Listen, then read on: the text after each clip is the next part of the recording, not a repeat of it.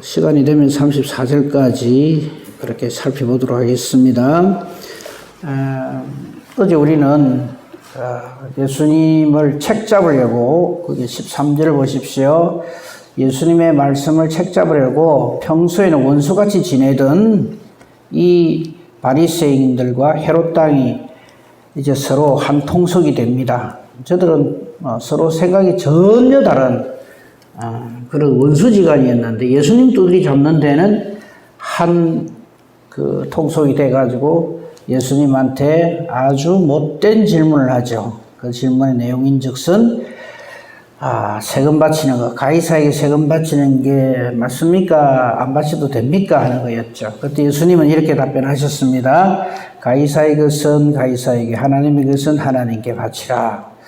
우리는 이 말씀을 보고, 예수님은 역시 지혜롭다. 말을 정말 잘하신다. 이걸 깨달으면 안 됩니다. 이 질문은 저와 여러분, 나에게 하는 겁니다. 너는 누구의 것이냐? 하는 질문입니다. 사랑하는 성도 여러분, 나는 누구의 것입니까? 세상의 것이고 사탄의 것이면 그렇게 살 수밖에 없습니다.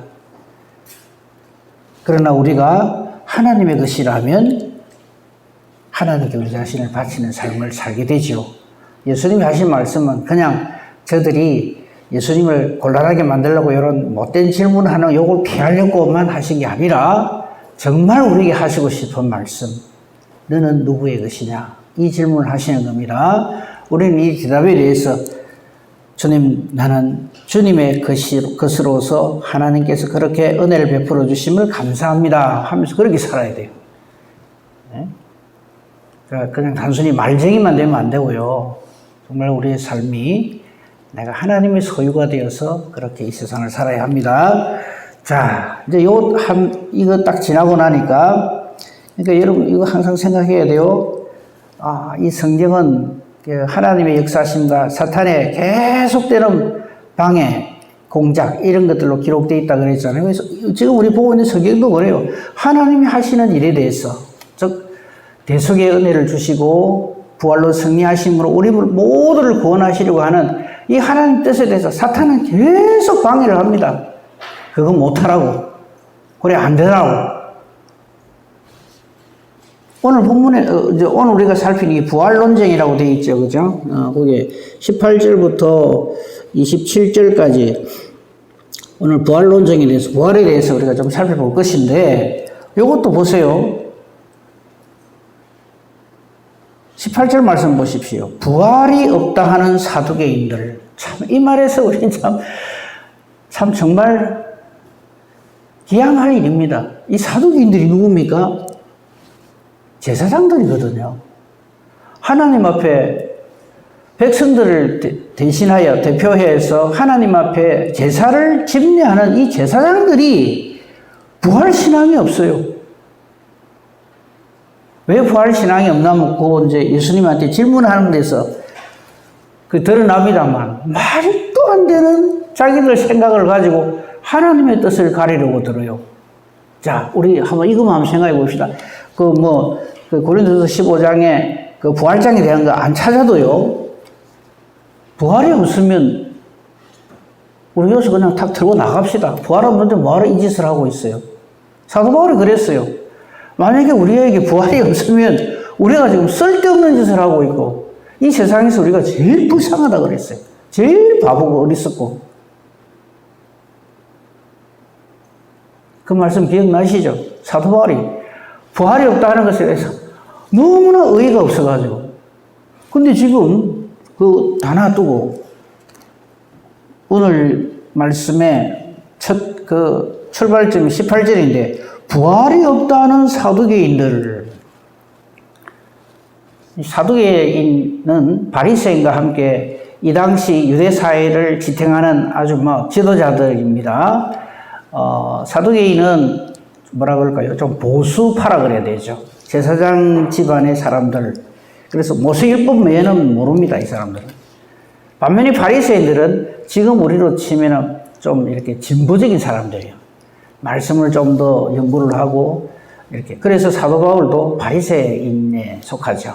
니고데모도 바리새인이고요. 그래서 이 사람들은 그 당시 사람들의 관점에서 볼 때 좀 깨어있는 사람, 앞서가는 사람, 그런 사람들이 바리새인입니다. 근데 이 바리새인들이 헤롯 땅 사람들하고 결탁을 해갖고 어제 본 거죠. 가이사에게 세금 바치냐 이거 가지고 세금 바치라 그러면 바리새인들이 당신이 이거 손이 하나님의 선지자라 그러더니 로마한테 아부하라 한다 이러기고 세금 바치지 마라 그러면 헤롯 다고들이 들고 있다가 이 반역자다 이러면 탁 잡을 거란 말이죠. 예. 사탄은 그렇게 다 양쪽 얼굴을 다 놓고 우리에게 공격을 해옵니다. 이거 성령이 인도하신 말씀 없이 절대 우리 이거 못 이깁니다. 다 걸려 넘어집니다. 그거 알아야 됩니다. 그럼 오늘은 이제 부활론적입니다. 그러니까 벌써 그 18절 시작되면서 숨이 턱 막히죠. 부활이 없다는 바리새인, 이 사두개인들. 이 사두개인이란 말은 그 사독이라고 하는 구약 시대에 아주 유명한 그 제사장이 있었어요. 이 사람들이 후예들을 일컬어서 사독의 사람들 해서 사두개인 이래 됐어요. 그거는 나중에 또 살필 기회가 있으면 자세히 말씀드리겠습니다. 이 사람들은 부활이 없대요. 근데 예수님은 부활을 얘기하니까 예수님한테 시비를 걸러오는 거예요. 이거요, 알고 싶어서 오는 거 아닙니다. 시비 걸러오는 거예요. 우리가 하나님의 말씀을 보고 이렇게 은혜를 받고 묵상을 하고 이럴 적에 하나님의 말씀 깨달아 알고 은혜를 받을 목적으로 성경을 봐야지. 어디 성경 기록 잘못된 거 없나 이래갖고 요거 갖고 시비 걸라고 그렇게 성경 보는 사람 되면 안 됩니다. 자, 어쨌든 부활이 없다라고 주장을 하고 와서 예수님께 묻습니다. 이게 알고 싶어서 물어보는 거 아닙니다. 시비거리 만들라고. 자기들 주장이 옳다고. 19절 선생님, 모세가 우리에게 이렇게 하나님의 뜻을 알려줬는데 하면서 그 안의 내용은 19절, 20절, 21절, 22절은 이럴 수도 있겠죠. 말도 안 되는 예를 들어서 그러니까 부활이 있으면 안 된다는 거예요. 이 계대 제도라는 게 있어요. 그게 뭐냐면 그 설명이 나와 있습니다만 형이 있는데 결혼을 했어요. 근데 자식이 없이 그냥 죽어버렸어요. 그럼 그 형의 후손은 대가 끊어져 버리죠. 그래서 하나님은 자자손손 대를 이어서 하나님 섬기는 이 복을 주시려고 그 다음 동생을 통해서 아들을 낳으면 그 아들을 형의 그 대로 이렇게 연결해 가도록 그렇게 정해 놓으셨어요. 이거는 뭐냐면 그래 대가 끊기면 그거 끝났지 그 집안 그거를 방지하기 위해서 한 게 아닙니다. 좀 전에 말씀드린 대로 자자손손 하나님 섬기는 귀한 은혜와 복으로 살아가라고 이런 제도를 주신 겁니다. 근데 이걸 얼토당토 안 한 걸로 갖다 붙입니다. 뭐로 갖다 붙이는가 하면 예를 듭니다. 그게 20절 보십시오. 이 사두개인들이 얘가 부활이 있으면 안 되는 예를 듭니다. 7형제가 있는데 맨 처음에 이랬다가 결혼을 했는데 아내는 있는데 자식이 없어 죽어버렸어요. 그래서 모세의 법을 이루기 위해서 둘째가 그 여자를 취했다가 그만 또 상속자가 없이 죽어버리고 셋째도 넷째도 다섯째도 여섯째도 일곱째도 전부 다 혼인을 했는데 자식 없이 다 죽었다 이게. 이럴 수도 있겠죠. 예를 들어서 또 이런 말도 안 되는 처분이 없는 예를 들면서 그 다음 말이 참 기가 막힙니다. 23절 7사람이 다 그를 아내로 맞이했는데 만약에 부활이 있다면 부활 때에 그들이 전부 살아난다면 여자는 하나인데 남편이 7이라 그러면 이 여자는 누구 아내입니까? 그래 물어보는 거예요 지금. 이걸 지금 시비거리라고. 저는 이 23절의 질문 앞에서 아이고 주여 소리가 절로 나오는 거예요. 예수님이 답을 하시죠. 아이고 이 23절 없었으면 정말 숨막혀 죽을 뻔했어요. 예수께서 이르시되 너희가 성경도 모르고 하나님의 능력도 모르고 왜 이 말씀을 주시는가 의미를 모르는 거예요. 그냥 자기들이 생각할 때, 야, 이럴 경우에 부활이 있으면 진짜 이 한 여자를 놓고 7 형제가 그냥 죽기 살기로 막 이렇게 다퉈야 되나? 그러니까 이 부활이 있으면 안 돼. 이런 생각이에요. 우리도 성경 말씀 읽으면서 내가 모르면 주님 이 말씀을 깨달아 알게 해주십시오. 이래야 되는데, 이거 성경이 틀리다고요. 잘 봅시다. 24절. 예수께서 이르시되 너희가 성경도 알지 못하고 하나님의 능력도 알지 못함으로 오해해서 그런 소리를 한다 이 말이죠. 그 다음 말씀, 이건 우리에게도 주시는 말씀이에요. 사람이 죽은 자 가운데서 살아날 때에는 부활이 확실히 있다는 것을 예수님이 우리에게 분명하게 보여주시죠. 사람이 죽은 자 가운데서 살아날 때에는 장가도 아니 가고 시집도 아니 가고 하늘에 있는 천사들과 같다. 이게 하나님 나라의 모습입니다. 그러므로 사랑하는 성도 여러분, 아이고 내가 결혼을 했는데 남편을 아내를 잘못 만나가 이 고생을 하는데 아이고 저 인간이 예수를 믿네. 그래가 천국에 가면 저 인간을 또 천국 가서도 내가 남편으로 아내로 그래 해야 되나. 아이고 지겨워. 이렇게 생각하지 마시고 완전히 사람 생각으로 하나님 나라를 자꾸 그리려고 하면 안 됩니다. 하나님의 나라는 우리 사람이 생각하는 그 어떤 것에 무조건 그 이상입니다. 상상을 초월합니다.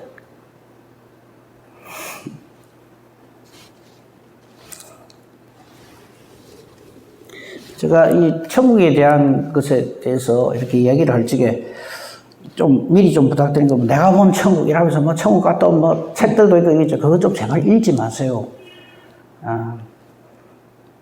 하나의 예를 들면 이런 겁니다. 우리 요 낙동강이 있잖아요. 낙동강 안에 살고 있는 물고기 한 마리가 좀 철이 들었던 모양이에요. 내가 살고 있는 이 물속 세상만 있는 게 아닐긴데 저 바깥 세상이 궁금하다 이거. 그래서 한번 알아보고 싶어서 낙동강 안에서 살던 물고기가 하루는 작심을 하고 바깥 세상을 보기 위해서 점프를 했어요. 물 위로 팍 뛰어올랐는데 어이구 보니까 기미공항도 있고 다리들도 많이 있고 근데 그 올라가고 뭐 얼마나 있겠어. 몇 초 있다가 다시 퐁 떨어지겠죠. 근데 그 순간에 공항에서 비행기가 나르는 것도 보고 자동차들이 막 강변대로 달리는 거 보고 이걸 보고 퐁 떨어졌어요. 친구 물고기들한테 가서 뭐라 하겠어요? 마치 그런 것 같아요. 하나님 나라는 말이 있지 않습니다. 말로 설명할 수가 없어요. 이거 어찌해야 됩니까? 가보면 돼요. 이렇다 저렇다 뭐 천국 좋은 거 다 아시잖아요. 그 좋은 거를 왜 자꾸 안 가려고 그래요? 반드시 가야죠. 하나님의 초청으로. 우리의 어떠함으로 갈 수 있는 나라가 아닙니다. 그렇죠. 하나님의 초청으로만, 은혜로만 갈 수 있는 하나님의 나라입니다. 믿음으로만, 하나님이 주시는 선물이 믿음으로만 가는 나라가 바로 하나님 나라죠. 지금 예수님이 그 말씀을 하시는 거예요. 그러니까 성경을 모르고 하나님의 능력을 모르면 이렇게 하나님 나라를 자기 생각대로 막 재단을 합니다. 이럴 거야, 저럴 거야. 이 하나님 나라에 대해서는 예수님의 모든 비유의 주제가 하나님 나라입니다. 왜 그럴까요? 반드시 와야 된다. 누구 이름으로? 누구 능력으로? 예수님의 이름으로. 예수님의 능력으로. 그래서 하나님이 우리를 하나님 나라로 반드시 초대하려고 보내신 분이 예수님이에요. 그래서 우리는 예수 믿는 겁니다. 그리고 우리가 또 이거 하나 말 나온 김에 우리의 예수 믿는 목적은 천당 갈라고 라고 답변을 우리가 철이 없을 때는 그렇게 했죠. 와, 그래 열심히 예수 믿는 난 이제 죽어서 천당 갈라고. 예, 틀린 말은 아닙니다. 근데 답은 이제 좀 달라져야 돼요. 하나님께 영광 돌리기 위해서. 우리가 하나님께 영광 돌리는 유일한 길은 우리가 하나님 나라에 가는 것 외에 없습니다. 진짜 신앙생활 열심히 하고 뭐 온갖 헌신, 충성, 봉사 다 하는데 하나님 나라 못 갔다. 그럼 그 사람 하나님 영광 절대 못 돌립니다. 그런 거 좀 원해도 괜찮아요. 강도 같은 삶을 살아도 돼요.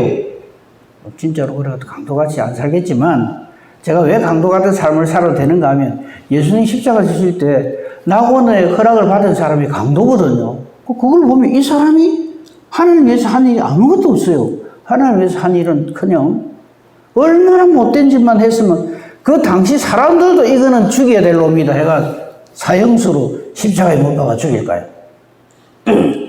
그러니까 그 성경에 그런 내용을 탁 주신 거는 뭐냐면 우리가 하나님 나라를 얼마나 간절히 사모해야 되는가 하는 것을 보여주시는 동시에 그것은 사람의 어떠함으로 가는 나라가 아니다는 거죠.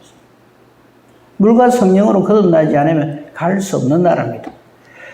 물과 성령으로 거듭나지 않으면 갈 수 없는 나라. 여러분 생각나는 사람 있죠? 니고데모. 이 사람 바리새인입니다. 그 당시 최고의 이스라엘의 지도자입니다. 선생입니다. 근데 말귀를 못 알아들어요. 예수님 말귀를 못 알아들어요. 거듭나야 하나님 나라 간다 하니까 어찌해야 되는지를 몰라요. 근데 그렇게 예수 믿는 사람들이 참 많습니다. 나의 노력으로 가는 줄 알아요. 전적인 우리 예수 그리스도, 우리 주님의 은혜로, 능력으로 그 이름을 믿는 믿음으로 가는 나라입니다. 이거 반드시 가야 됩니다. 딴 거는 좀 못해도 괜찮습니다. 좀 못생기도 괜찮고 가난해도 괜찮고 평생 골골골거리고 살아도 괜찮습니다. 사람들한테 무시당하고 살아도 괜찮습니다. 그런데 절대 포기되어서는 안 되는 것, 하나님 나라 가는 겁니다. 그것만이 우리가 하나님께 영광 돌릴 수 있는 유일한 길입니다. 사랑하는 성도 여러분, 우리가 뭘 해서 하나님께 영광을 돌리겠습니까? 내 전 재산을 바쳐요? 원래 하나님 건데. 내 목숨을 하나님을 위해 드린다고요? 그 목숨 누가 주신 건데요? 그러므로 우리가 하나님께 영광 돌릴 수 있는 유일한 길은 돌아온 탕자처럼 하나님께로 돌아가는 것. 그 이상 아버지를 기쁘게 할 수 있는 일이 없습니다. 이걸 모르기 때문에 바리새인이나 헤롯 당이나 이 사두개인들이 이런 엉뚱한 소리를 하고 예수님 하신 일을 방해하는 이런 짓을 하는 사람이 되는 겁니다. 근데도 이 사람들은 어떻게 생각하는지 압니까? 바리새인 사두개인들 자기들이 하나님 제일 잘 섬긴다고 생각합니다. 어처구니가 없죠. 우리 신앙생활을 정말 하나님 앞에서 항상 이렇게 바르게 말씀을 가지고 점검을 해야 됩니다. 자, 예수님 말씀에 집중하시다 그 앞에 부활이 있다면 아들 7이 있는데 그 누구 마누라가 됩니까? 이런 말도 아니고 택도 아니고 이거 다 놔두고 24절 25절에 집중을 해야 됩니다. 성경 그러므로 우리 바르게 잘 알아야 됩니다. 하나님의 능력 우리 다 알 수가 없지만요. 하나님의 하나님 되심을 깨달아 알면 우리가 지금 가지고 있는 고민, 걱정거리 이런 모든 것 얼마나 부질없는 것인가 하는 걸 알게 돼요. 그렇죠? 이것만 기억합시다.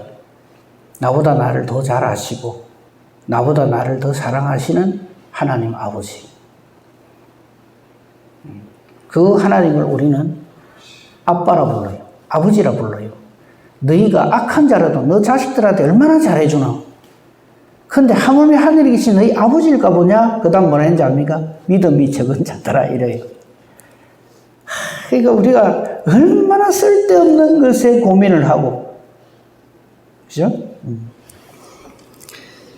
하나님의 능력 이거는 말로 다 할 수가 없습니다. 그래서 하나님 우리를 딱 붙들고 계시면 원수 사탄마귀가 별짓을 다 해도 끄떡도 안 할 수가 있는 거예요. 이 은혜와 복을 하나님께서 우리에게 주셨어요. 그죠? 그 다음 보십시다. 25절. 하나님 나라는 이렇습니다. 이 땅에서의 그 모든 것들을 아무 관계가 없는 나라가 하나님 나라입니다. 이거를 못 깨달아 하니까 26절. 이건요, 그 당시 사두개인들이 한 말이지만 정말 이 시대를 살아가는 저와 여러분에게 꼭 필요한 말씀이에요. 기가 막힌 예를 우리 예수님이 드십니다. 26절 보세요. 죽은 자가 살아난다는 것을 말할진대. 즉 부활에 대해서 예수님이 다 가르쳐 주시는 거예요. 부활에 대해서 잘 들으라 이 말이에요. 너희가 모세의 책 중에서 하나님께서 모세에게 하신 말씀 기억나느냐? 이렇게 반문을 하세요. 뭐라 그러십니까? 모세에게 턱 그 가시나무 뜰기 가운데서 다 임재하실 때 이래 말을 해요. 나는 여호와 하나님이다. 그냥 그래 안 하고 나는 아브라함의 하나님, 이삭의 하나님, 야곱의 하나님이다. 이래 말을 했다. 여러분 다 기억나시죠? 이게 무슨 말인지 아십니까? 이게 부활이 있다는 확실한 증거입니다. 자, 예를 들어서 이거 한번 생각해 보세요.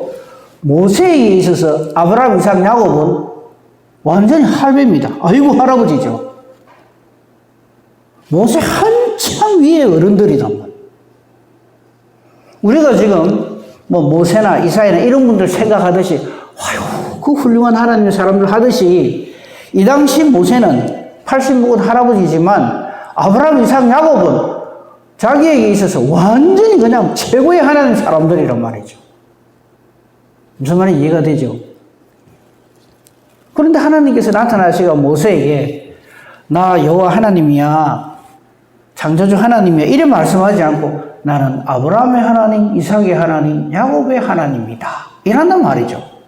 그러면 아주 간단하게 바로 질문하겠습니다.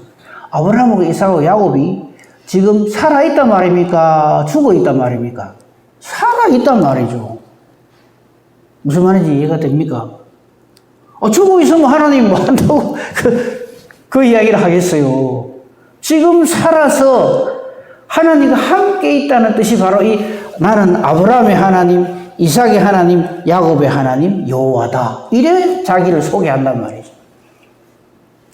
그러니까 모세에게 네 아브라함 알지? 네 믿음의 조상, 네 선조잖아. 그 아들 이삭 알지? 야곱 알지? 이 세 사람의 하나님이 바로 나야. 이 말은 뭐예요? 그러므로 너는 나를 여호와 하나님으로 알고 섬기라. 이 말이거든요. 하나님의 초청입니다. 지금 이 말이 그 말이에요. 26절이 그 말입니다.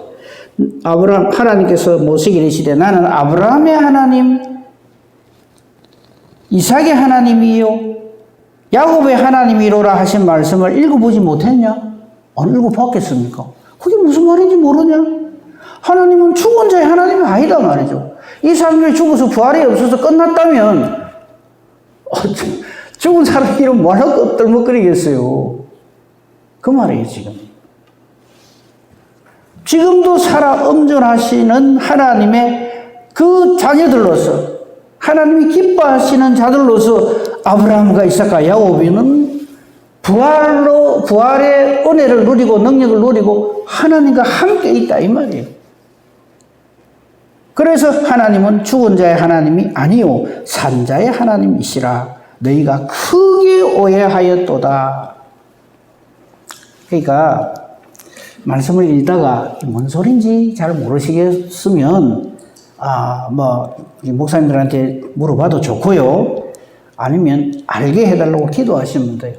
그럼 성경을 읽다가 보면 연결이 되는 말씀이 반드시 있습니다. 그렇게 해야지 내 생각을 가지고 나는 이리 생각하는데 성경이 이리 되나 잘 모르겠는데 야 그럼 이게 성경이 잘못됐는가 보다. 이런 식으로 가면 안 된다는 거죠.